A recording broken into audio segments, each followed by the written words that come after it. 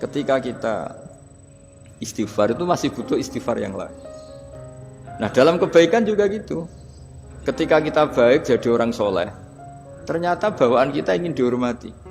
Dulu sebelum kita soleh itu ya kalau di majelis di belakang nggak tersinggung, nggak diperlakukan khusus, nggak tersinggung. Tapi setelah kita soleh, setelah kita kiai, setelah kita dosen, setelah kita rektor, kalau nggak duduk di depan tuh kayak nggak diregani.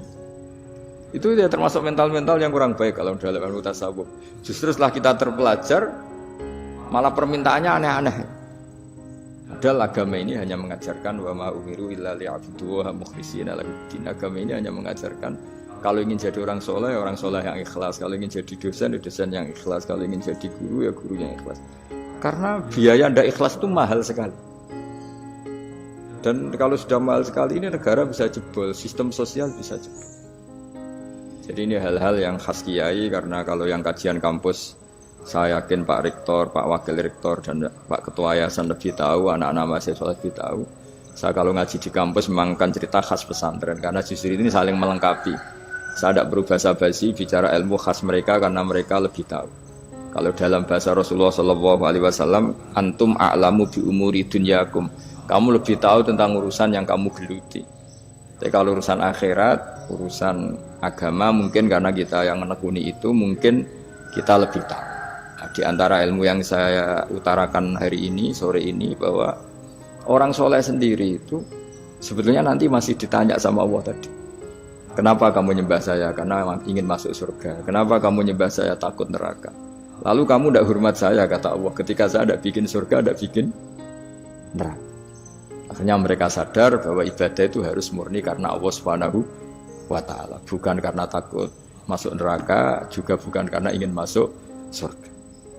Ya sama seperti kita mencintai anak kita, yaitu sebagai karena anak kita. Jangan karena anak kita ranking 1, anak kita kumplot. Lalu terus kita membiarkan anak kita saat ada naik kelas.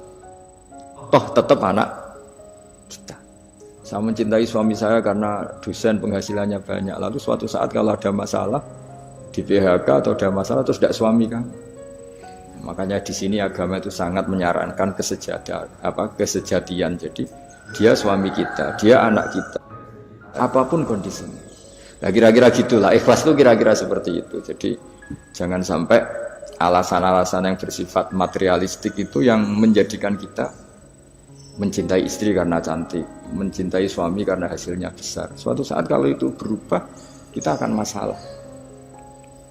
Di sini agama menyarankan ikhlas. Makanya semua kitab di khazanah kita dimulai bab niat.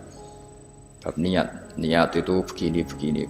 Sehingga ada seorang yang tanya, kenapa ahli surga masuk surga selamanya? Padahal amalnya paling banter 80 tahun. Tetapi kenapa ahli neraka akhirnya masuk neraka sampai selamanya? Padahal kalaupun dia bejat hanya 80 tahun. Itu dijawab oleh ulama-ulama. Orang mukmin itu berkomitmen akan iman andaikan hidupnya selama-lamanya sehingga dibalas dengan masuk surga selama-lamanya. Sementara orang yang fasik yang berbuat hanya mengumbar nafsu, bayangan dia kalaupun hidup 1000 tahun ya akan begitu terus.